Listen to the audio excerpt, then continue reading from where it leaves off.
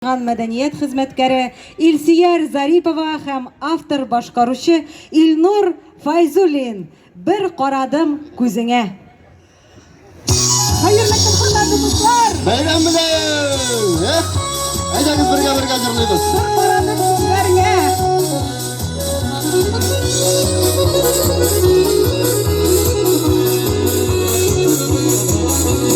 Bir baradım gözlerine, ikinci yüzlerine. Bir baradım gözlerine, ikinci yüzlerine. Bir baravda muhabbetli göründün gözlerime.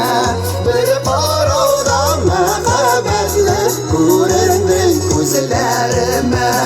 Gözlerine, gözlerine gözledim, gözlerine gözledim, gözlerinden sırlar aldım, sen bir şunu sezmedin. Gözlerinden sırlar aldım, sen bir şunu sezmedin.